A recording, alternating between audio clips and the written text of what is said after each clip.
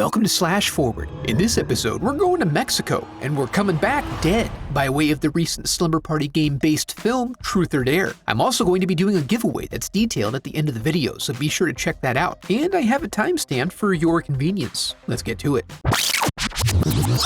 We open on a little beater screaming toward the Frontera Internacional that, despite the apparent rush, pulls over at a service station for some fruit. The hooded driver asks for some assistance, but after the proprietor takes a quick call, he invites her instead to play a game. Truth or Dare, Giselle? She then sets the only other occupant of the store aflame, but since they're both hardcore gamers, I'm sure she'll understand.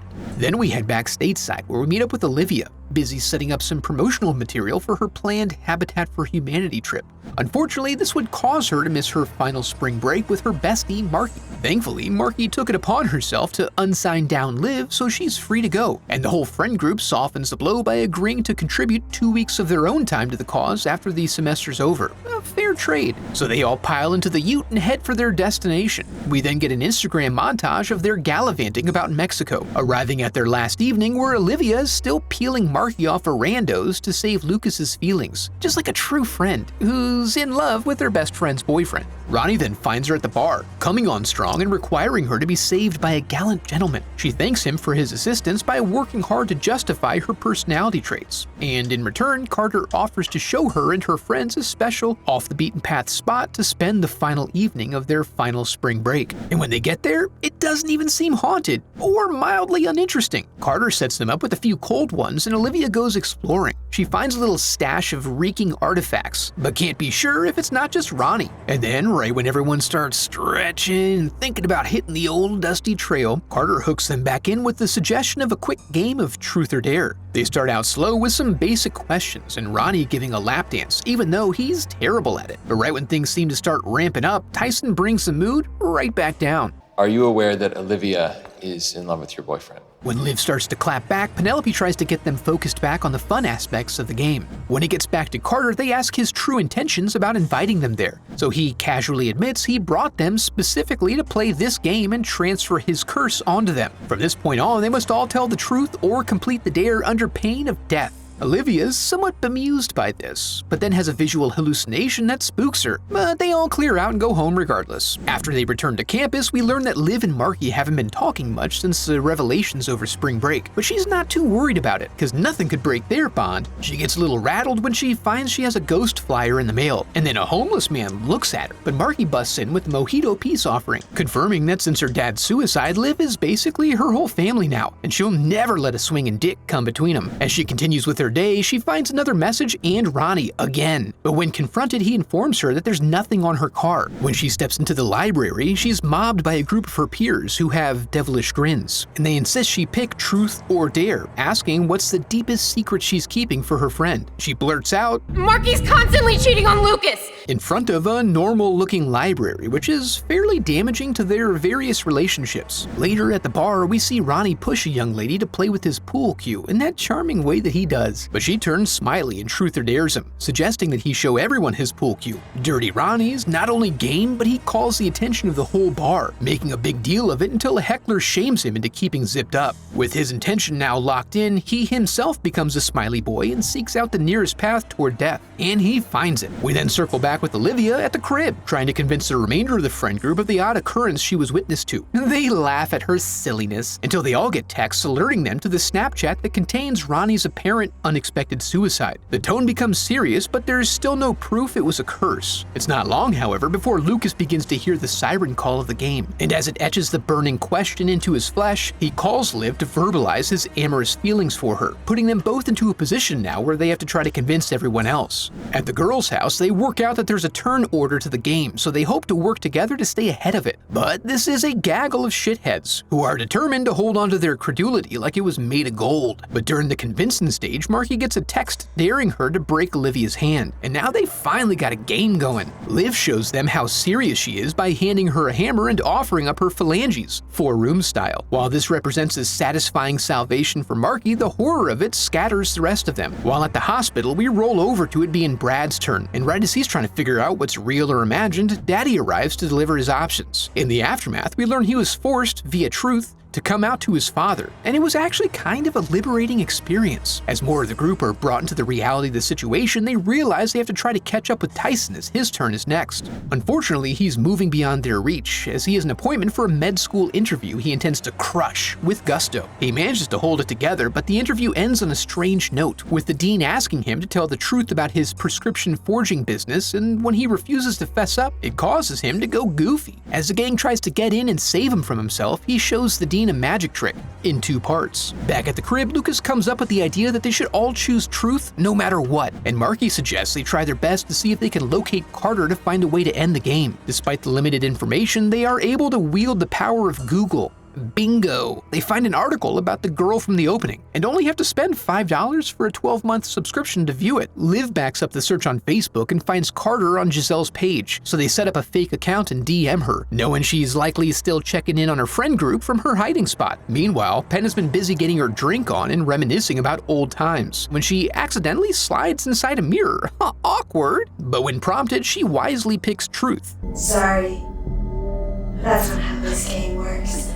That's exactly how this works. The others find out the choice is not always theirs when they discover Penn walking the ledge while finishing her juice. Since she has to complete her dare to live, they just work to make it as safe as possible, while she works to call forth the power of the Ibex. They attempt to help guide her through her dare with some obvious pitfalls ahead of them. Liv steps up to sacrifice her beamer as Penn finishes the bottle and blacks out, and they successfully bring her home. But they can't dwell on this now because Giselle hit Liv back in the DMs. They meet up with her in a back alley and proceed cautiously. She basically reiterates what they already knew, but with one addition. Her friends started the game as 2 truths in a dare, which is why they don't always get to choose truth. Then, when they call Olivia's name to leave, we learn Giselle is still playing and has her own dare to fulfill. She takes out Penn in pursuit of Liv before they can pin her down, which ultimately causes her to go wonky and use her demon strength to take herself out of the game. Olivia comes out with all the details to the detective investigating the incident, hoping in the course of questioning she may coax a little info out of him about Carter, but that name is not connected to his case as far as he's aware. After release, Brad splits off while they continue their research, Googling cursed missions in Mexico. Lucas finds an encouraging story about a mission massacre in Tijuana. Meanwhile, Liv is upstairs investigating a series of open doors, and she is very aggressively given her turn by a confused hobo. After Lucas returns from chasing him off, we learn Liv got a little saucy and chose dare, forcing her to sleep with Lucas. Assuming this to be her desired outcome, Marky holds it against her, as if they're not all currently the devil's playthings. After she storms off, Liv confides that she made her choice to avoid having to tell Marky a terrible secret, and her honesty is so arousing that they can't help but to get right to it. The end result is her truth or daring Lucas to completion, resulting in him truthing her brains out by letting her know that he favors infidelity and truly loves Marky over her. After concluding their research, they've identified the sole survivor of the original mission massacre, who they presume is the key to all of this. Elsewhere, Marky's getting TRD'd by her dad, and she reveals that she's been hanging on to his suicide gun, which he recommends she keep close. The next morning finds the crew taking a day trip to Tijuana, where they have to wait about an hour to see Grams, who hasn't spoken in 50 years. When they finally take audience with her, we learn the wait was due to her preparing a set of written statements about the curse. And it's your fairly standard stuff.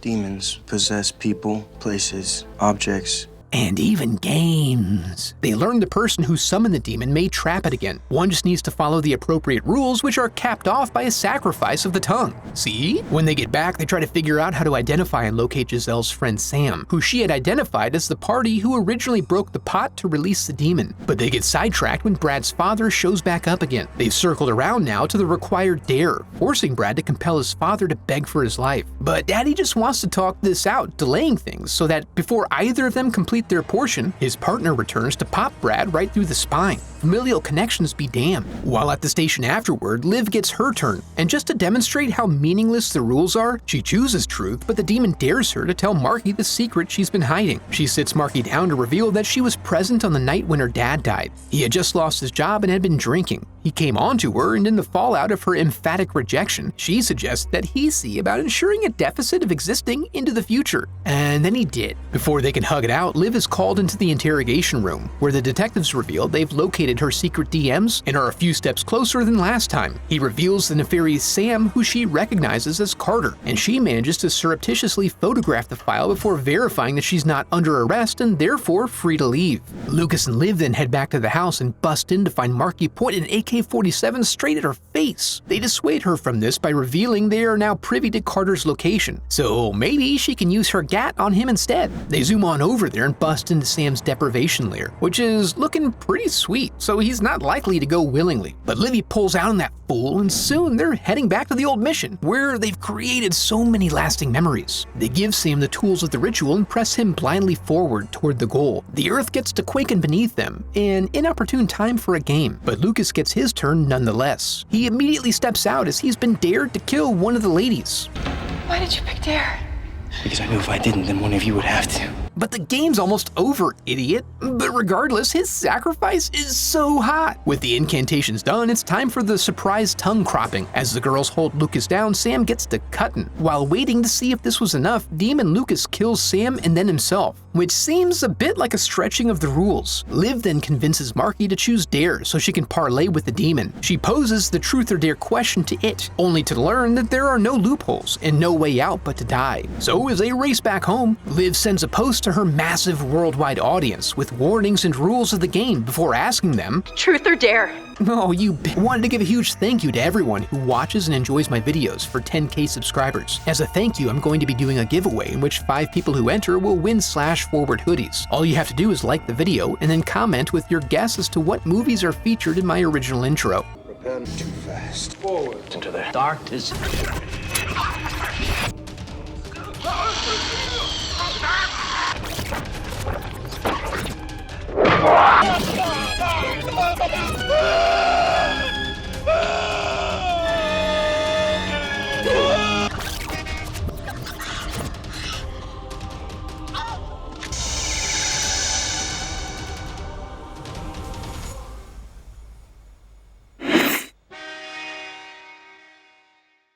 I'll be collecting entries in this video and the next 2 videos, and then I'll be announcing the winners in my March 16th video. I'd also like to give a huge thanks to my donors memorialized in the Hall of Headshots.